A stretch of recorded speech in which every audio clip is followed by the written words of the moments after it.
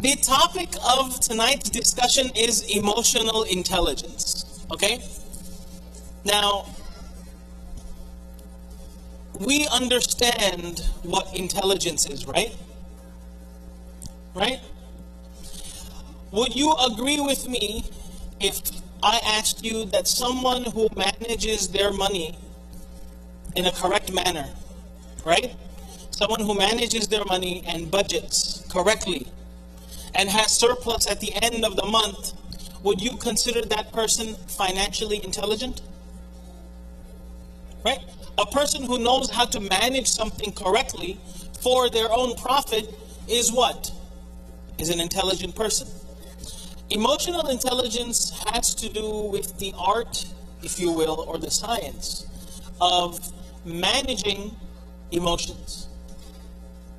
Not just managing your own emotions, but also having the capacity and art and science, if you will, of managing the emotions of others. Okay?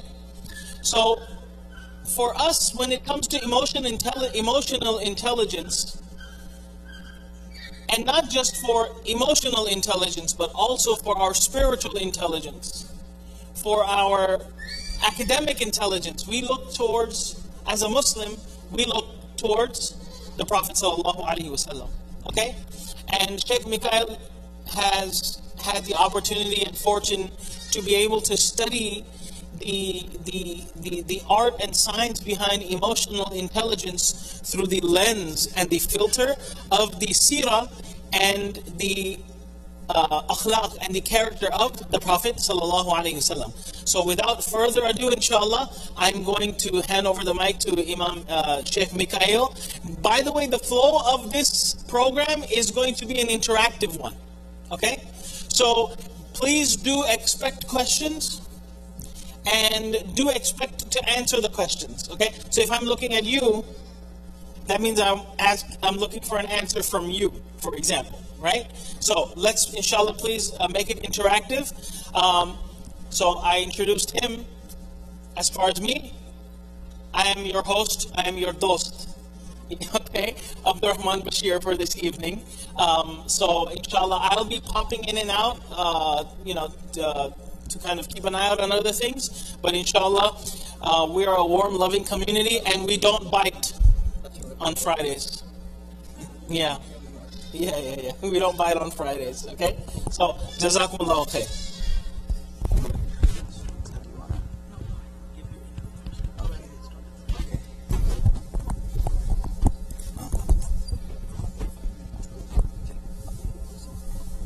Bismillah ar-Rahman ar-Rahim.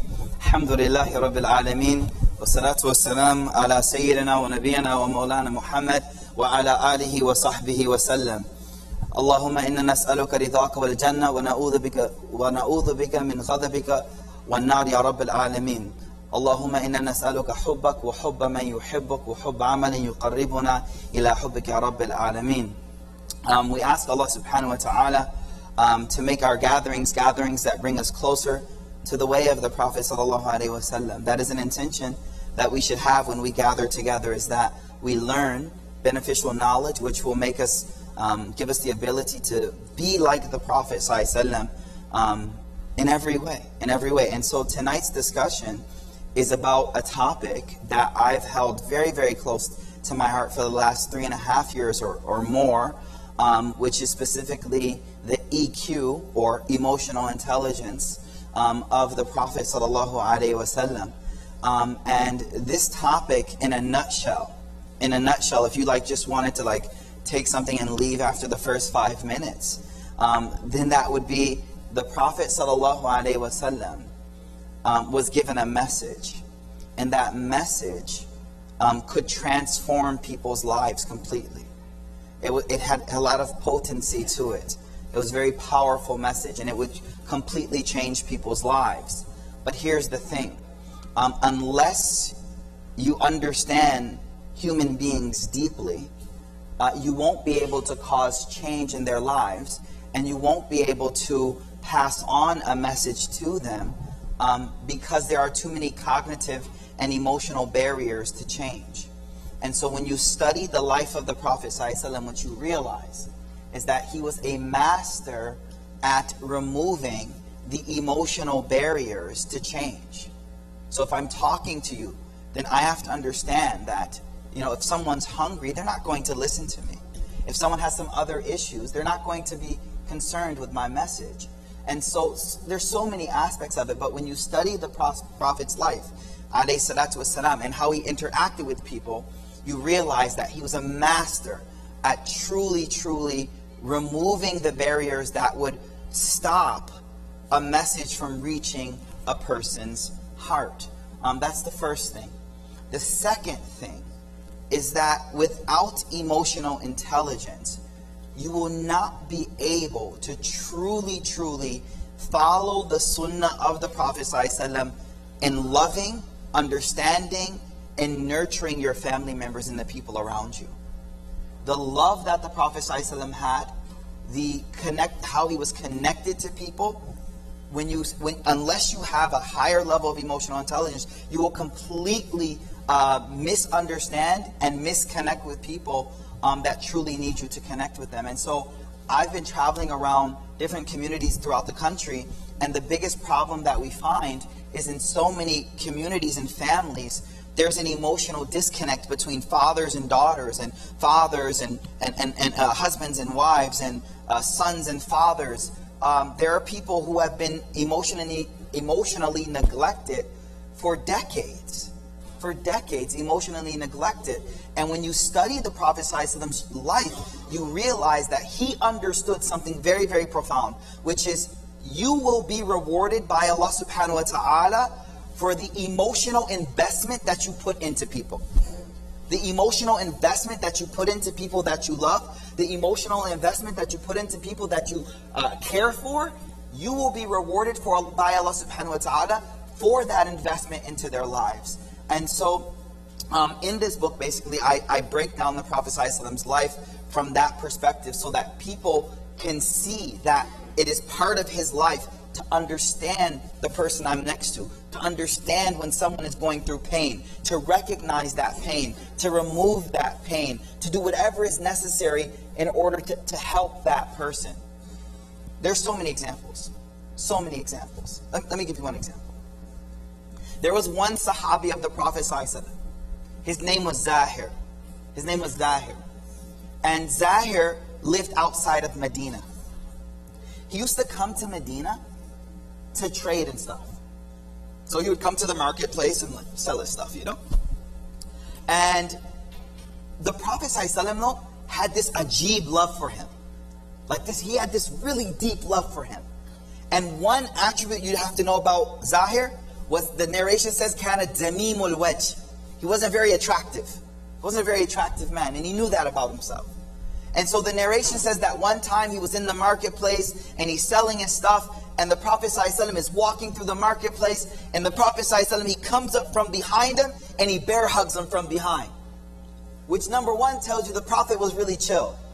Like your Imam, you know what I mean? You guys gotta I wouldn't say gangster Imam, but G, you're a G though. A G. But the G normally, okay. Alright, cool. So in my colloquial, we'd be like, yo, it's a G, you gotta, he's a good Imam. Good. G for good, okay? You guys got it, mashallah, emotionally intelligent Imam, mashallah. So the Prophet ﷺ comes and he bear hugs him from behind. Subhanallah. And Zahir, right away, someone bear hugs you, you're like, yo, get off me. So the Prophet, he's trying to get off, and he looks back and he can see from the corner of his eye who it is. And the narration says that instead of fighting, he leans back so that his back could touch the chest of the Prophet ﷺ. And then the Prophet is now playing with him. He says, "Man yashtari al-abd minni, man yashtari al-abd minni." Who will buy this guy from me? Who will buy this guy from me? Because they're in the marketplace. So he's like, let me play a joke on him. I'm just messing with you. You're selling merchandise? Let me pretend to sell you. So then he says something. He says, إِذَنْ تَجِدُنِي كَاسِدًا يَا رَسُولَ اللَّهِ. He says, if you try to sell me, you'll find that I'm worthless in the sight of people, Ya Allah. I'm worth nothing. I'm nothing special, Ya Rasulullah. And right then, see, that's the point that most of our community fails to realize. There are people that need to be emotionally nourished. And the Prophet ﷺ, when he dealt with them, he did what was necessary. So right away, when the Prophet realized that he had this kind of low self-esteem about himself, the Prophet ﷺ turned him around. He looked him in the eye and he said, Bal indallah anta ghali. He says, no. In the sight of Allah, you are priceless, O Zahir. You are, and a smile came on his face. He felt so good. But my point here, brothers and sisters, is that we're worried about sunnah, we're worried about this, we're worried about that, but we're not looking at the sunnah of how he recognized pain inside of people and he alleviated that pain inside of people through that awareness of what people are going through emotionally. And as a father, you know what, brothers? If your son is going through something, it's your responsibility to recognize that, even if they don't verbally say it. You know, sometimes, some of us husbands, we say, like, to our wife, something's wrong. Why can't you just tell me what's wrong, right? Just tell me, explain it. I can't read minds. When you study the Prophet ﷺ, he never did that. He always was so aware that he himself would be aware of those changes going on inside of people. And so basically the summary of what we're trying to do here is open up the community's eyes to a deeper side of the sunnah, which is learn to emotionally be aware of the changes in people around you and then react to that accordingly. All right, let's give an example. Let me give one more example, and then we can, discuss it in more detail. One day, it's a well-known hadith, but I want you to look at this hadith through the perspective of emotional intelligence. Okay? Emotional intelligence has four major parts to it. How many? 4. All right, and I could test them, right? You said we could all right, cool. So number 1 is emotional awareness. What's number 1? Emotional awareness. What is emotional awareness? Emotional awareness is to simply be aware of a change inside of someone without them having to articulate it. Just to be aware of a change inside of someone without them necessarily articulating it. That's number 1. What is it? Emotional? All right, cool. You got that? You got it? All right, what's your name? Yusuf, mashallah. Beautiful. You're beautiful too, mashallah. So, what's the first one, Yusuf? Yeah, emotional awareness. Yeah, there you go. All right, we only did 1, bro. You get 1. Okay, cool. All right, cool. Number 2, emotional understanding. The difference between awareness and understanding is that emotional awareness, I know something happened. Emotional understanding, I understand the change that happened. What caused it to happen? What caused it to happen? So one thing is that I can see when my little Maria is upset, right? I know when she's upset. I can see that. But emotional understanding is I actually can understand what's causing it. What's number 2? Understanding. All right, we're going to get a little more deeper now. This third quality of emotional intelligence is the ability to manage emotions. Emotional management.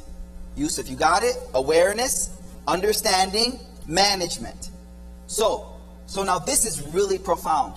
When you have a strong ability on emotional management, you actually create something called cognitive flexibility. Cognitive flexibility. Ask me what cognitive flexibility is, Faisal.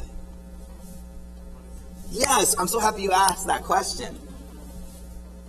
Okay, for many of us, when things happen, when something happens, we naturally respond to the stimulus and we react to a stimulus without having to think about that reaction. So we respond to stimuli, right? I know it's school started, guys. School started, so right, cool.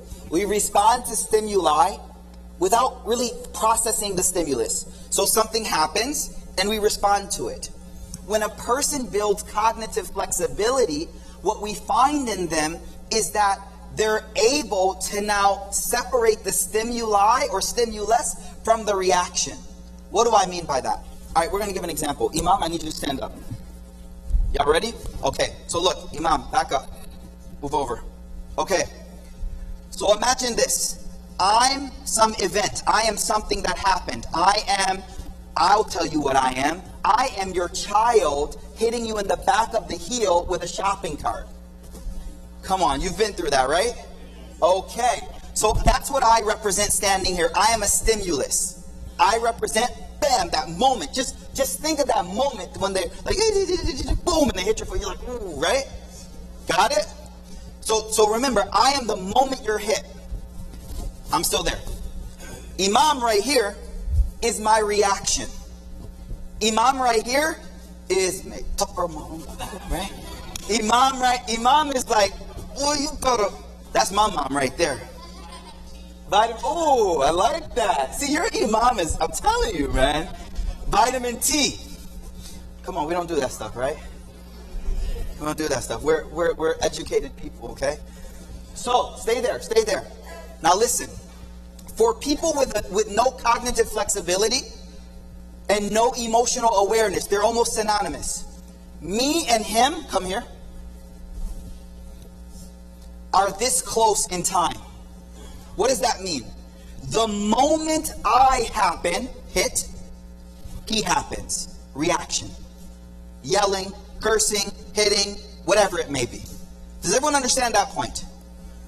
As a person builds cognitive flexibility and emotional awareness, emotional management, they're the same thing, we separate. Now, in the sight of people, the time frame looks the same. But within the mind of the person who's it happening, there's this big gap between us. So now I get hit and I'm able to process it quickly, register what happened, realize what reaction I should make, and now this is all moving, and so we're spaced out. So by the time this moment happens, I've already thought through this point to him. For most of us, the response happens. After the response, we're like, man, what did I do? Oh, shucks. Because our aql, or mind, was behind our reaction. For the Prophet ﷺ, what we find is that a moment of 20 milliseconds in his mind was expanded so vast that the most large stimulus that could happen, he would respond in the most ajib way. Now let me give an example. Prophet ﷺ, he's walking. Someone comes up from behind and yanks his cloth hard. Everyone knows this example. Now, the narration says it left a mark in his neck. So did it hurt? Yes, for sure it hurt. It left a brushburn. Now, the narration says the person pulled his neck, and as the Prophet ﷺ turned around, he goes, "Ya Mohammed!" He's screaming at him. And as the Prophet turns around, by the time he's at him, the Prophet ﷺ is already smiling, and he says, "What do you need?" Now, what I need you to understand is that in order for all of that to take place, you have to almost, now this is where it gets really deep. In order for you to not just respond, you need to have the ability to actually look at yourself from the third person. What do I mean by that? Like normally we're just acting and we're like, Mikaeel, what did I do? Oh my God, I just smacked the person, right? But the person that is emotionally, has emotional management and cognitive flexibility specifically, what they're able to do is almost step out like the Matrix, almost crazy.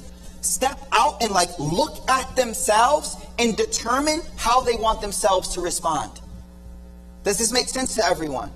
And so people who don't do a lot of dhikr, because how do you expand cognitive flexibility? Meditation, what we call dhikr, muraqabah, time, moments of silence, moments of reflection. These are ways you build that. And I can give another example. Let me give another example. Oh, you can sit down, Imam. Okay, let me give another example. Can I sit down? Okay.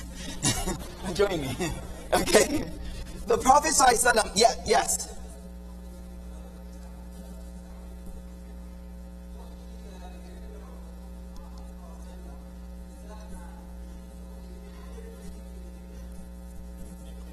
Can I come back to you, brother? Yeah, no. See,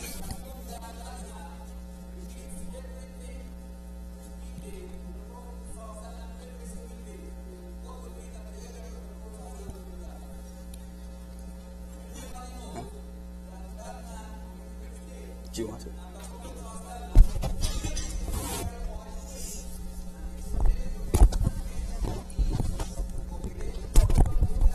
I got you. Every day. So, the example, what he's asking is, would that be the demeanor of the Prophet ﷺ, of him turning back and smiling and asking, what is it that you need?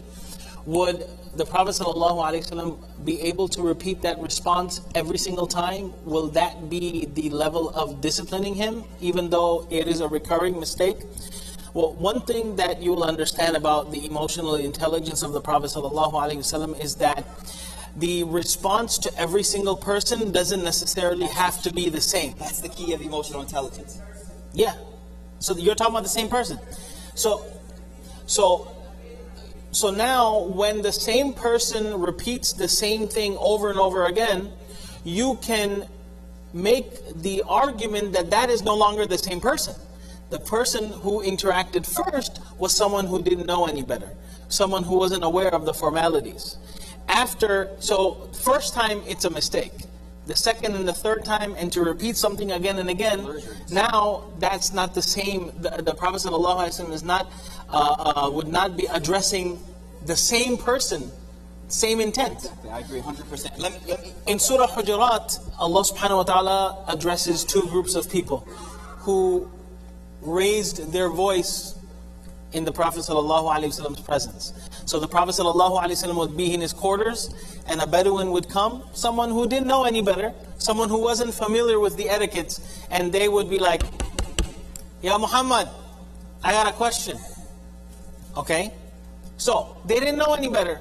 So Allah subhanahu wa ta'ala mildly, in Surah Hujurat, Allah subhanahu wa ta'ala mildly chastised and reprimanded those. وَلَوْ أَنَّهُمْ صَبَرُوا حَتَّى تَخْرُجَ إِلَيْهِمْ لَكَانَ خَيْرًا لَهُمْ.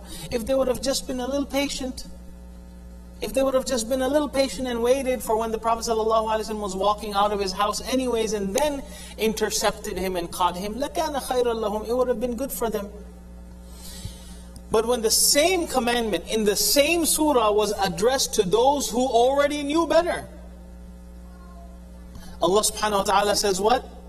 لا ترفعوا أصواتكم فوق صوت النبي ولا تجهروا له بالقول كجهر بعضكم لبعض أن تحبط أعمالكم وأنتم لا تشعرون. So for those who were already seasoned around the Prophet ﷺ, for those people who knew better, in their situation, in their case, Allah subhanahu wa ta'ala said what? Don't raise your voice. Don't talk to the Prophet ﷺ like you talk to each other. Otherwise, what will happen?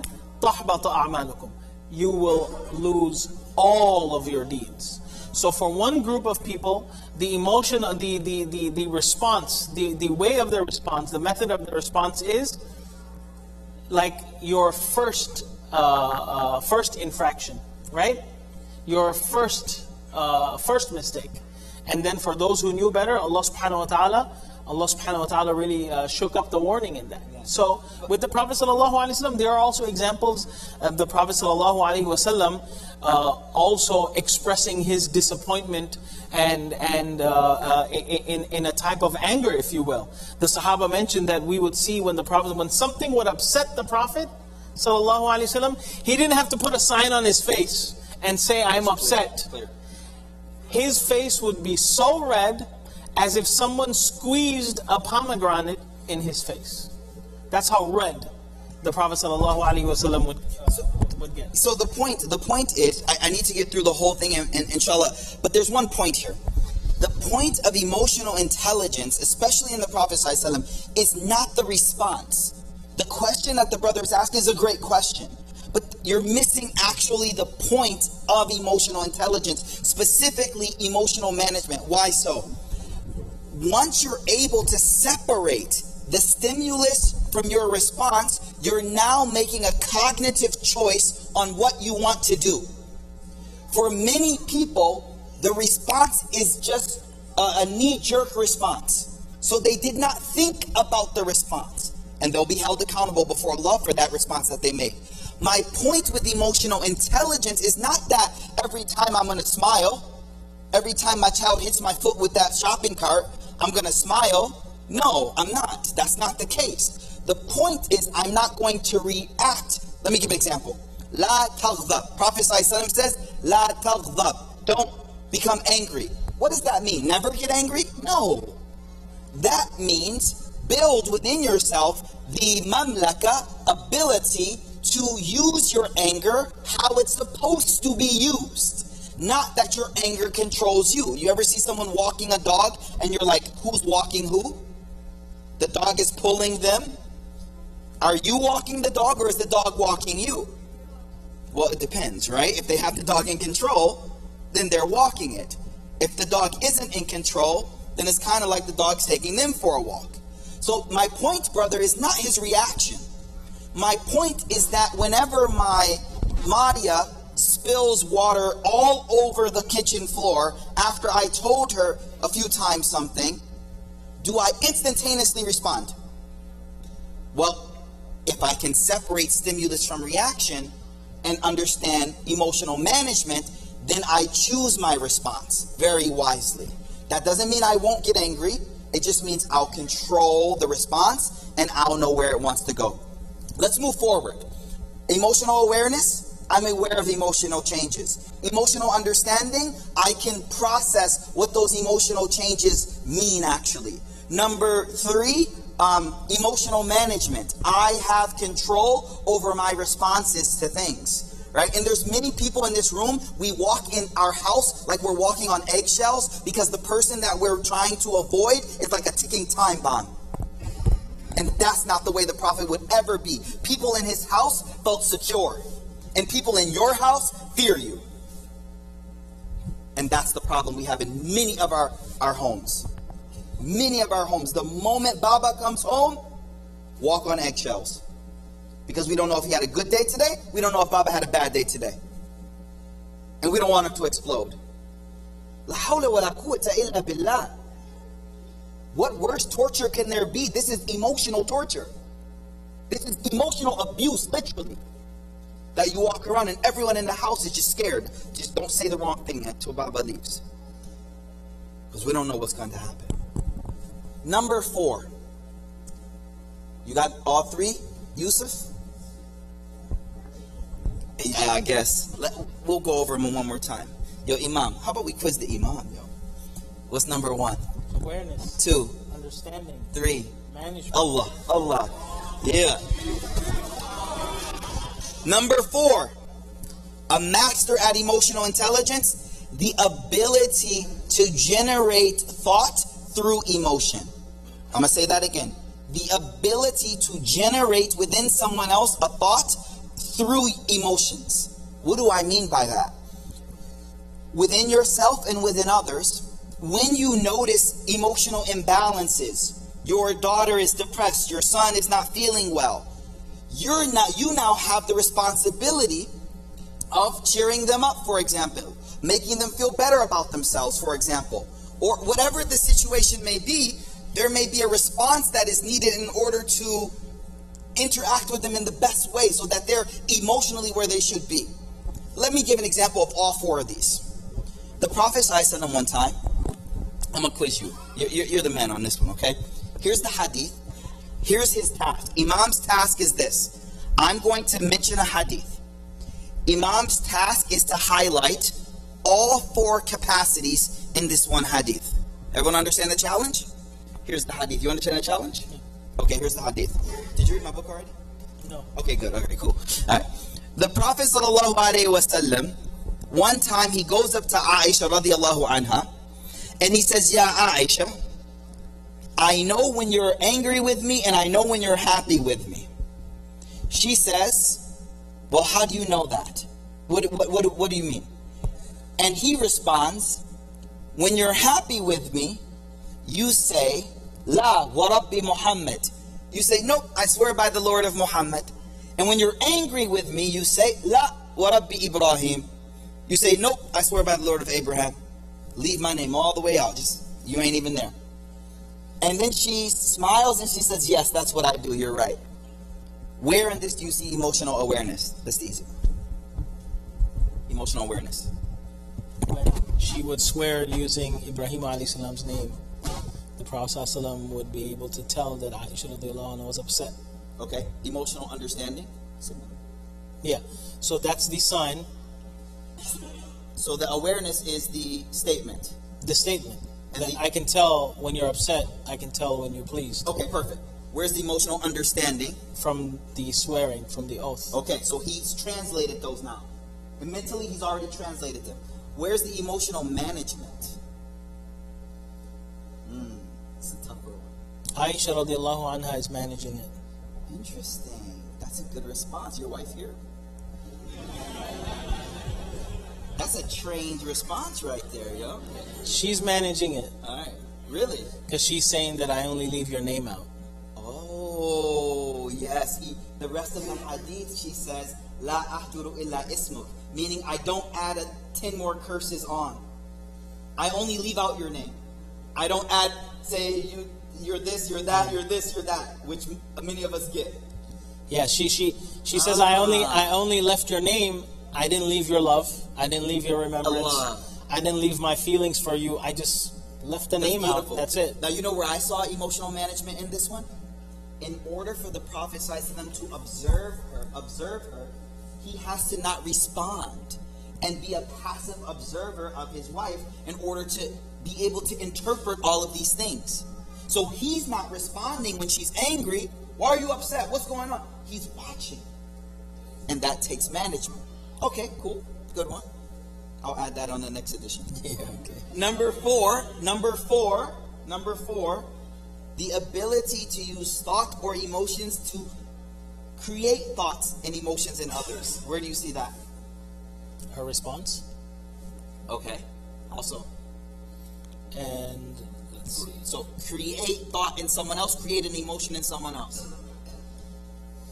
Yeah, she also acknowledges that. She acknowledges the fact that. So this point specifically means that I'm going to create a feeling inside of Abdurrahman.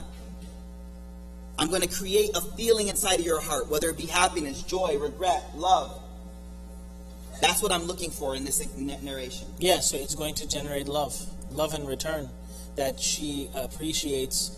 And she knows that the Prophet ﷺ loves her enough to recognize the difference between when she's upset and when she's not. So slow that down, because you actually said something really profound very quickly though. She feels what feeling? What is one feeling you think she knows she's loved? Okay, she knows she's loved.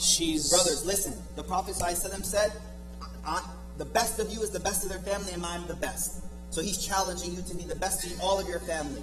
He just said that she feels loved. How does she feel loved here? What is the thing making her feel loved? She's being noticed. She's being noticed.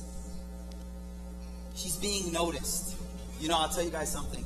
I have a little son. His name is Qasim. He's only, 3 now? 3? I think so. How's my son? 3? Okay. 3? Okay. Yeah, 3. I mean, numbers change. It's constantly changing, guys. Okay, so he's 3. And whenever his mother, my wife, comes down with a different scarf on, the first thing Qasim says is, Mama, that's so beautiful. I love your scarf. And his mother says, yeah, you should have wrote the book on emotional intelligence. Because your Baba don't say nothing. And then Baba goes, I was about to. I mean, I saw it. It was, I was about to say something. My point is the feeling of being appreciated. He showed her. Why else is he saying this? Just think, this is a hadith narrated by scholars for generations about the Prophet ﷺ with his beloved wife. Why is she narrating this? Why is he doing this? It's to show you this deeper love and concern for the emotional states of people. The Imam is right. She feels loved because she's appreciated. And the Prophet ﷺ goes out of his way to let her know, guess what? I'm watching you very closely. I'm watching. Does everyone understand what we're highlighting here? We're highlighting those deeper understandings of the Prophet's emotional connection with people, inshallah. Yes, brother.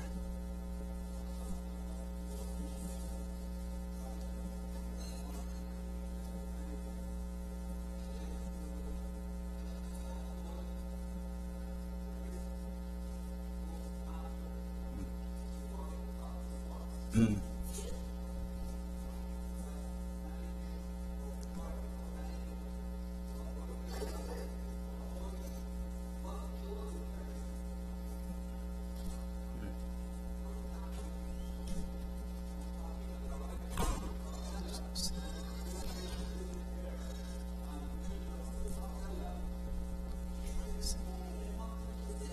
Mhm.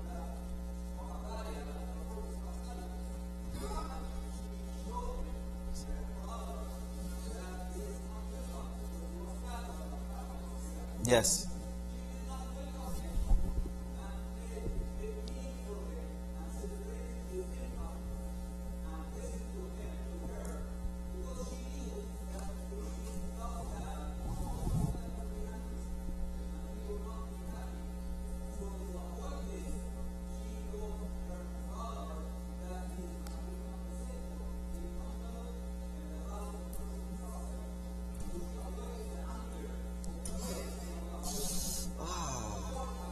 لا حول ولا قوة إلا بالله.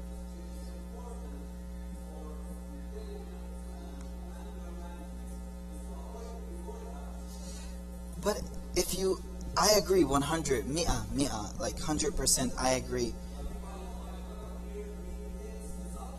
Oh, for sure. Yes, this is obviously, you're pushing emotional buttons. Yes. Yes, let me, okay, but 1 second though. So, everything makes perfect sense, and I think we can all agree somewhat to your point. But we have to understand that each of us has our own responsibility and accountability to Allah subhanahu wa ta'ala. And what I mean by that is this. You're right. I don't walk in the house and push buttons of people arbitrarily, because God will hold me accountable for that. I don't walk up to someone and talk about a subject that angers them or upsets them intentionally to push buttons, because Allah knows my heart. He'll hold me accountable for doing that. However, Allah will also hold me accountable for when someone pushes my button, how do I respond to that? So we cannot use as an excuse for our behavior the fact that you know this makes me mad, why did you do it? So I agree. Person A has a responsibility before Allah. Be tactful with people. Be smart. Be aware. Number two, this person B has a responsibility. Yes, if someone is belligerent, if someone is ignorant, if someone intentionally tries to upset you, you still have the responsibility to respond. Remember, stimulus and respond. You still have the power of ikhtiyar and choice to choose the response, and you should choose it in a way that God will be pleased with you, and you cannot blame someone else. You made me do it. Because Allah will question you on Yawm al-Qiyamah.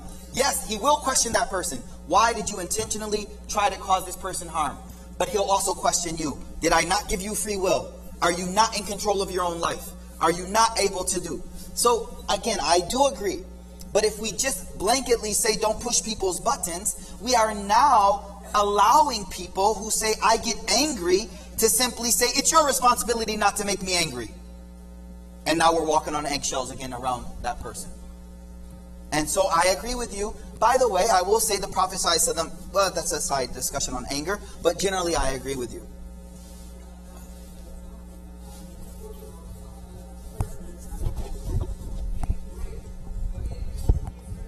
Agreed.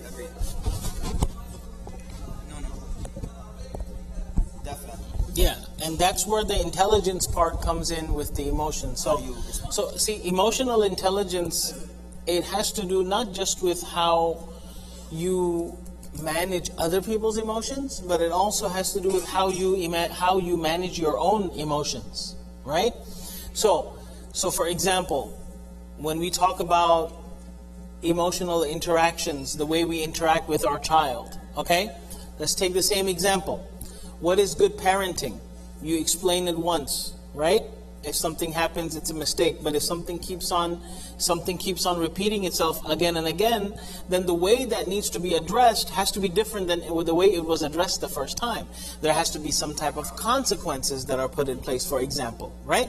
So that is all a part of the intelligence part behind the emotional part. So the emotional response to something doesn't always have to necessarily be the same. It doesn't always have to necessarily even be leniency. Yeah, exactly. When the opportunity and time calls for a firm response, that is when there needs to be a firm response. And when we talk about the Prophet ﷺ, the fact that he was the most emotionally intelligent person to walk on the face of this earth does not mean in any way whatsoever that the Prophet ﷺ was not susceptible to the effects of emotions. Yeah. When we read Surah Al-Kahf, after a few ayahs, Allah subhanahu wa ta'ala addresses the Prophet sallallahu alayhi wa sallam, لَعَلَّكَ بَاخِعٌ نَفْسَكَ عَلَى أَثَارِهِمْ إِن لَمْ يُؤْمِنُوا بِهَذَا الْحَدِيثِ أَسَفًا. Are you going to kill yourself behind these people if they don't accept the message? لَعَلَّكَ بَاخِعٌ نَفْسَكَ عَلَى أَثَارِهِمْ إِن لَمْ يُؤْمِنُوا بِهَذَا الْحَدِيثِ أَسَفًا. Out of grief. So, did the Prophet sallallahu alayhi wa sallam ever find himself overtaken by so much immense grief? Was he like, Alhamdulillah? It was visible on his face. Allah subhanahu wa ta'ala described it in Revelation. Jibreel alayhi salam would be sent with revelation to bring the Prophet sallallahu alayhi wasallam's heart at ease and at comfort. Okay? The Prophet ﷺ will look forward. The reason in Sirah, the year that the Prophet ﷺ's wife and the Prophet ﷺ's uncle passed away, that is called the year of what? Grief for who? The Prophet ﷺ first. The Prophet ﷺ it could be said in fairness that the Prophet ﷺ never really got over Khadija radiallahu anha. To the point where Aisha radiallahu anha explains that we would, even though she was long gone in history, Aisha radiallahu anha said that there is no one of the wives of the Prophet ﷺ that we have the most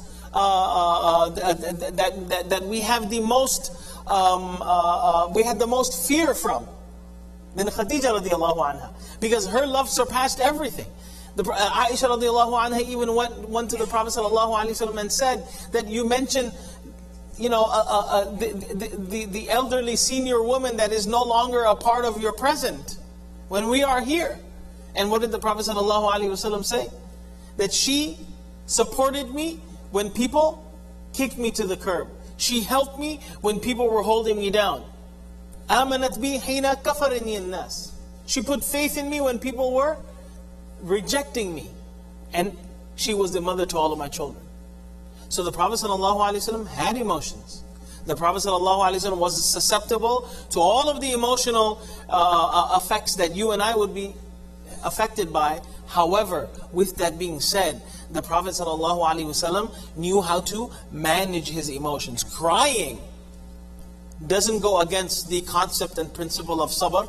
The Prophet ﷺ was seen crying at the death of his sons. The Prophet ﷺ was seen profusely crying at the grave of his mother 50 years after the fact. So emotions were a part of the Prophet ﷺ's existence. It had to be a part of his existence. Otherwise the mushrikeen would say that how can we relate?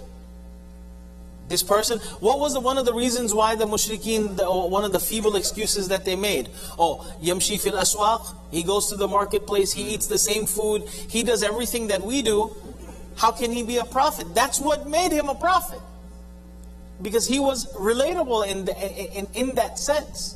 So the Prophet ﷺ, one person came up to the Prophet ﷺ, right? Just see this. And the emotional intelligence of the Prophet ﷺ, the way he managed not just their emotions but their thought process. A person came to the Prophet ﷺ, a Sahabi, okay, this is not some random average Mo. A Sahabi came to the Prophet ﷺ and said, Ya Rasulullah, I can't help but I find myself fighting the thought of committing sin with someone. You follow my drift? Mm-hmm. I can't help but fight this constant thought. So he mentioned this to the Prophet ﷺ because he needed help. So what did the Prophet ﷺ respond? What was his response? Huh?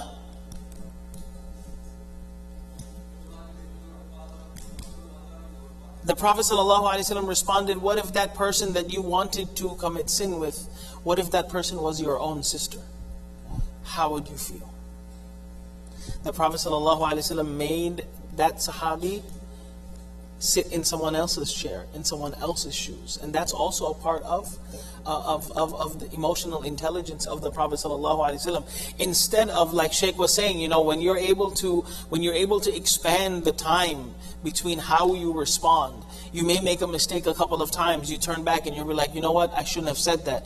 I shouldn't have done that. I won't do it like that next time. Then you make a mistake a next time, a third time, a fourth time. But with due time, you're able to what? You're able to look beyond the response, right? You're able to see that, okay, what's a more better approach, right? The hard line approach or the soft line approach, and explain the circumstances or the consequences behind certain actions. So another deep aspect of emotional intelligence is very important for American Muslim families, especially if you grew up in another country and your children grow up here.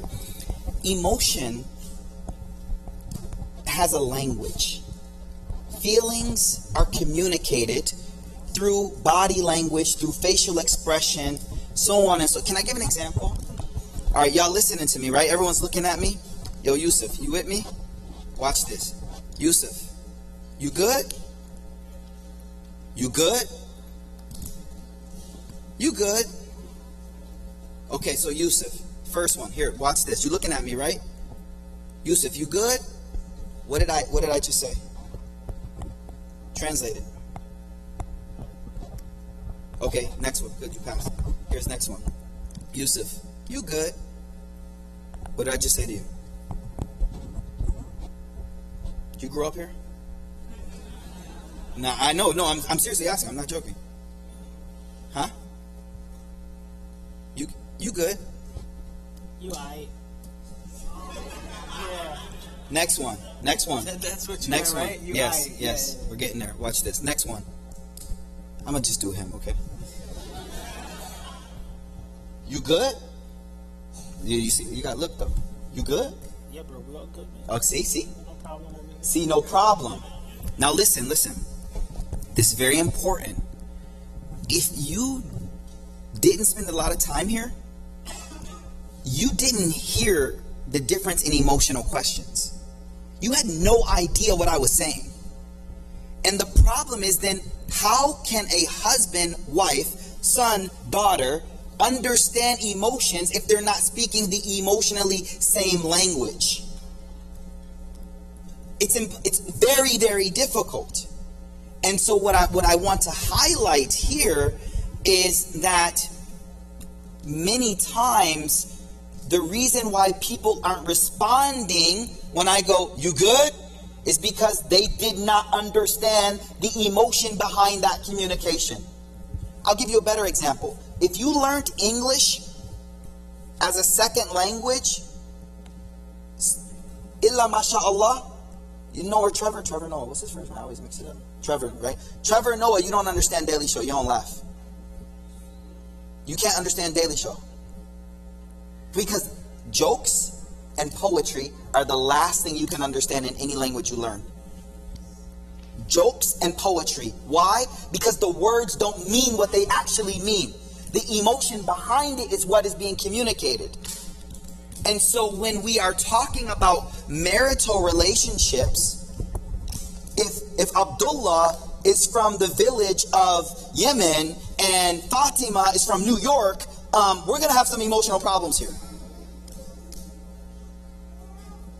We're going to have some emotional problems here. Major. And that's something that many of the elders in the community hate to realize, is that you can be setting someone up for emotional abuse by not understanding who is someone that speaks the same emotional language as them. When your daughter is in pain, you want someone who's going to respond because they understand her pain. And so I often give recommendation when it comes to emotional matching that you had to watch the same cartoons as children. Do y'all get what I'm saying? If you didn't watch the same cartoons or eat the same cereal, you probably ain't gonna work. Illa masha'Allah. Think about what I'm saying though. Because the things that I'm communicating emotionally, they're not understood. I'll give you an example. This is not my family. You got that? So I know one family, the brother, he's a convert. It's not me, guys. It's not me. I'm serious. It's not me. His mother-in-law never calls her husband by his first name. She never calls him by his first name. She never says like, Abdurrahman, your food's ready. Right? Out of adab, she says, like or she says like any way, but she never addresses his first name. Right? Now the daughter, when she calls the husband, she'd be like, yo, Mike, your food's ready. Mike, what you doing? It's not me though, really. It's not me. The cultural drop is so different because that daughter was raised here. So now the emotional understanding has to come from the same emotional language. And so many times to the children here, your parents just don't speak your emotional language. They don't understand what you're saying emotionally. They're missing it completely. And that's hard for you. That's hard. That's very hard because, Dad, I'm saying my feelings are hurt. I'm saying you're giving me too much pressure. I'm saying I need help, but you're not responding. And it hurts sometimes. So what has to happen, to be honest, is that parents have to understand the language here and learn how to speak their children's language. I'll end it and give the mic to Imam. Ali radiallahu anh, he said something profound. He said, رَبُّ أَوْلَادَكُمْ لِزَمَانِهِمْ لَا لِزَمَانِكُمْ فَإِنَّهُمْ خُلِقُوا لِزَمَانٍ غَيْرَ زَمَانِكُمْ. I'll say it again. Ali radiallahu anh, he said, Rabbu, raise your children, أَوْلَادَكُمْ لِزَمَانِهِمْ لَا لِزَمَانِكُمْ. Raise them for their time, not your time. فَإِنَّهُمْ خُلِقُوا لِزَمَانٍ غَيْرِ زَمَانِكُمْ. Because they were created for a time that wasn't your time. So that means as parents, you have to be like, whoa, I have to truly understand what my child is going through in order to emotionally give this person what they need to survive in this environment. If I treat them the way my Baba treated me in the balad, I'm going to destroy this kid. If I treat this kid the way my father treated me in the village, this kid will be done. Because the child is in a different environment. And so the point of this, brothers and sisters, is that many times there's emotional neglect. And the reason there's emotional neglect is not because the person is intentionally neglectful, but they don't understand, you good? You good? So one day, I said to my wife, she's like, I got a headache. So I was like, you good? And then right away I was like, you good? And she's like, you stop playing. Like, she got it. She got it right away, I was like, you good? You good? And she quit playing games. The point is that she smiled. And so that was emotional talk. It was pure emotion. I wanted to crack a joke in a funny way that only emotion would make her feel better. Bam, done. But if you're not speaking the same emotional language, unfortunately, it's not going to happen. And so, again, just to conclude before we take this question, a lot of times emotional neglect is because there's emotional miscommunication. Yes.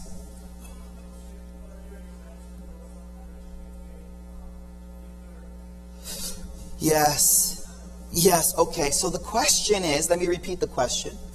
I know sisters like, man, y'all never repeat the questions. I'm just, not you, me, I'm saying. So, what? Okay, thank you. I love your imam, yo. Man, subhanAllah. Okay.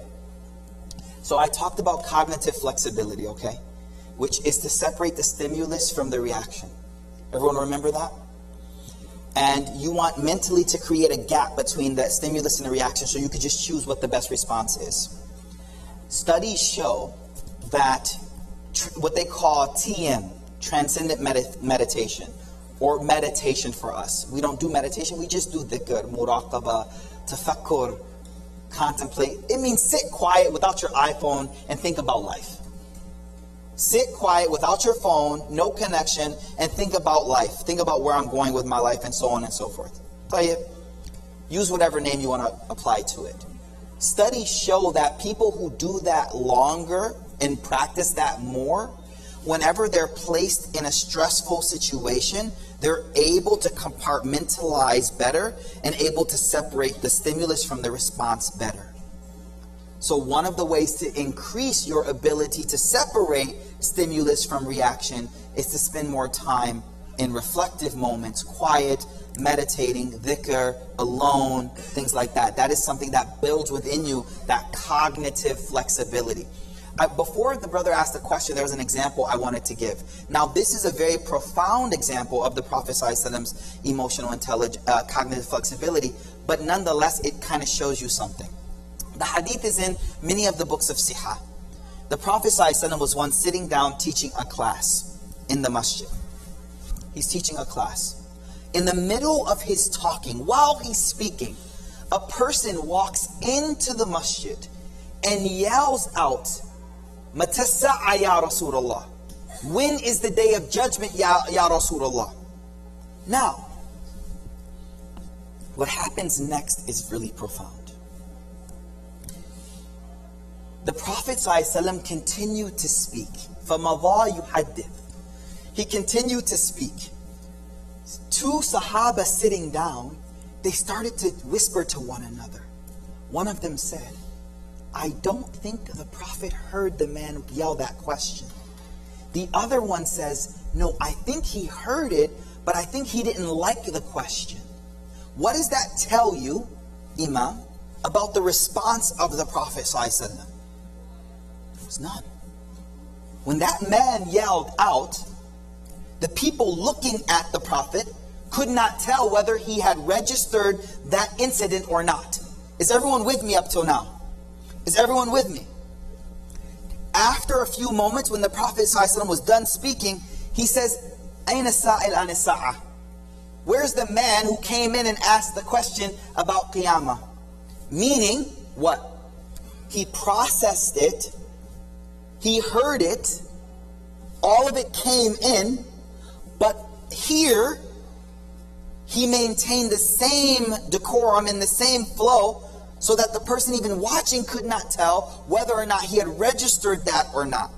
In my book, I go into more detail and explain, to me, that is one of the most profound examples of cognitive flexibility, because, and normally if we were doing a workshop, what I do at this point in the workshop, this is a workshop, we normally take 4 to 5 hours on this topic, but what I normally do, brothers and sisters in Allen, is I have a chair in the back of the room, and I tell someone to knock it over right when I get to this point, and see how many people turn around, and how many people can stay focused.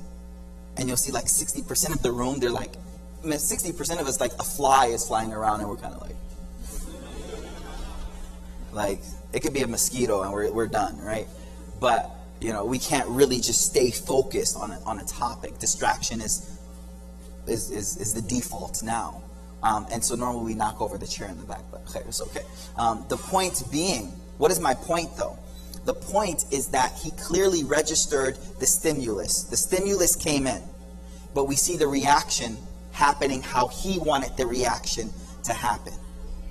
All right? So when we talk about emotions, it's not about no anger, no jealousy, it's about controlling them and managing them so that they move the way you want them to move, not that they move or they act on their own. All right? Okay, I thought it was a question. What's the time was good? Okay. Are there any questions or comments on There's a lot of aspects of it. I recommend the book to everyone. A lot of these topics are long topics. I spend a lot of time in the book discussing these issues in way more detail. But my take-home points to brothers, fathers, and mothers are emotionally connect to your children. You have to. It is your obligation to emotionally connect to your children. You cannot ignore that and say, well, I'm the breadwinner, I don't worry about emotions. No, that is not the prophetic way. And then my advice to children or youth is that you have to keep expressing your emotions. You have to keep explaining to Baba and Mama how you feel. You have to keep telling them and keep telling them. Sometimes they won't get it, even when you tell them sarahatan. They won't get it, but you have to keep doing that. You have to keep articulating that until they're able to understand how you're feeling. Right? Yes.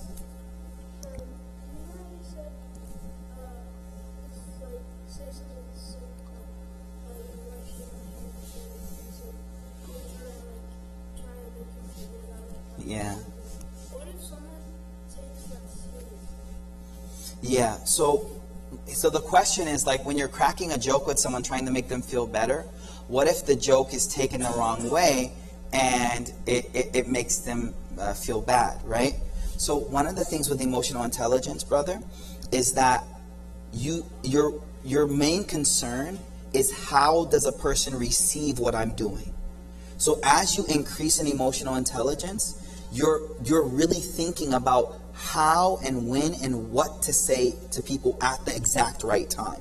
So the whole topic I'm talking about is actually about learning how to predict how people will respond to the things that you say to them. Did you get what I'm saying? Cool. Can I tell you a funny story? All right. You listening? All right. So I grew up in like an inner city. It wasn't like Allen, okay? It was like fun, okay? It was exciting. So I grew up in the inner city, okay? So one day we were on the side of the street. We're playing basketball. Like, you know those basketball hoops you pull out to the corner onto the street? Okay, so we're playing basketball, right? And some kid, I never seen him before. He walks up, he's like, can I play? We're like, all right, cool, whatever, dude, play. Right? And every time I score, the kid's getting angry, okay? And, like, finally, like, we do really good, and I'm, like, beating him. And finally, I shoot a shot, and it's, like, nothing but net right in his face. And everyone's like, ooh, you know what I mean, right? Okay. So right when that happens, he turns to me and he's like, what? What's up? Let's go. You know what that means, right? He wants to fight. All right, cool. I don't know, yo. It's Allen, yo. You never know. So he's like, what's up? Let's go. Now, what's your name? Ali, mashallah. Courageous. This is a story of courage, too. So Ali, guess what I did? You know, I was really scared. I was a little guy.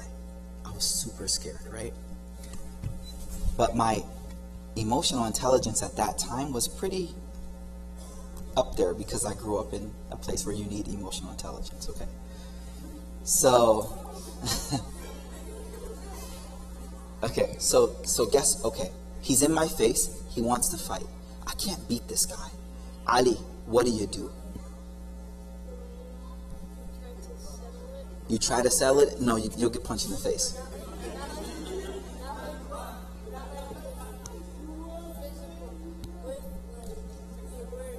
You try to use your words? You're close.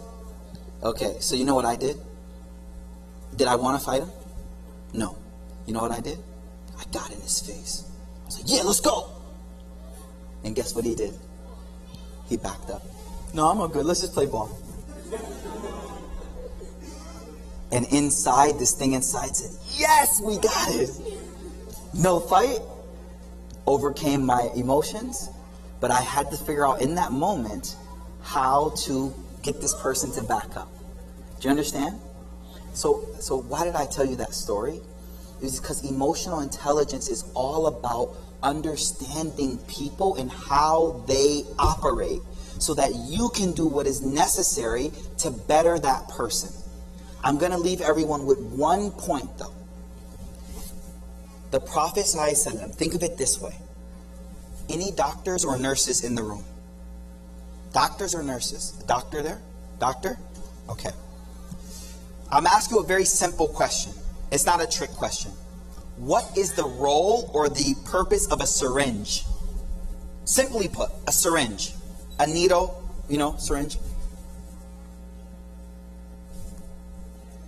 To inject medicine.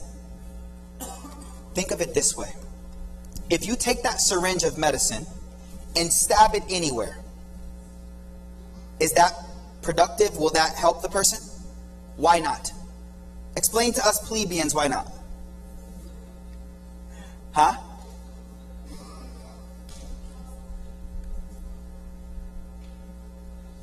Because the medicine wasn't put in the right place, it's not effective. So therefore, someone like yourself or someone else trained for many years has to take that syringe, find the perfect place, put the medicine in, and the right amount of it. If I give too little, what? If I give too much, what will happen? So someone trained has to take that syringe, find the perfect place to put it right at that spot, and then inject just enough medicine, not that it's too little or not that it's too much. And everything I'm saying here, emotional intelligence is the syringe of the Prophet ﷺ. That's how you put the medicine into people's hearts. By understanding right where you have to put it and just how much you have to put in. And the wahi, the revelation, the Quran, all of that is the medicine that's inside the syringe. The method of transfer is the syringe. That wahi, the revelation, La ilaha illallah, Muhammad Rasulullah, is the medicine inside of the syringe. If you want to change people, your children, yourself, your family, you have to become like that syringe, the one who's a master at it. You ever been helping your son change, and then some uncle or someone comes and says something, and you're like, back up. Shh, I'm working on my son right now. Because you're slowly working to the place where you're going to get them, and then someone comes and just takes the syringe and shoves it into the elbow. Do you understand what I'm saying here, everyone?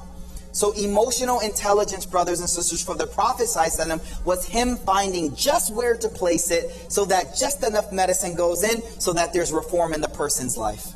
That's the objective of it. Allah give us tawfiq, inshallah. Well, Jazakumullah khair. If no one has any more questions, I just wanted to close with this. Inshallah, we'll have adhan. Isha prayer will be at 9:30 promptly, inshallah. Sheikh Mikaeel will be available after the prayer, inshallah, over here for the brothers and the sisters, inshallah, if you would like to, in the hallway, okay. Inshallah, if you would like to purchase the book or have any other any conversation afterwards, inshallah. Jazakumullah khair, everyone, for joining us this evening again. Thank you, Jazakumullah khair, to all the volunteers and for everyone. So please, inshallah, get yourselves freshened up for Salatul Isha. Inshallah, we'll have adhan right now. Jazakumullah khair. I would like to thank Sheikh Mikaeel Smith on behalf of the IAA admin community and myself. Thank you, Jazakumullah khair, for coming out here. It was a pleasure indeed. Allahu Akbar, Allahu Akbar. Allahu Akbar, Allahu Akbar. أشهد أن لا إله إلا الله أشهد أن لا إله إلا الله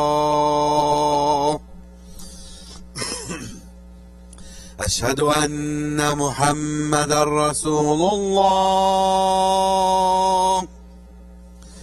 أشهد أن محمدا رسول الله حي على الصلاة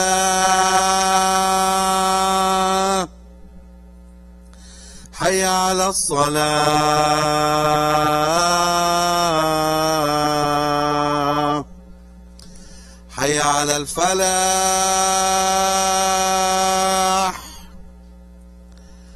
حي على الفلاح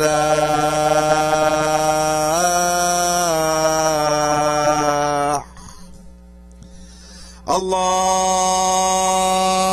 أكبر الله أكبر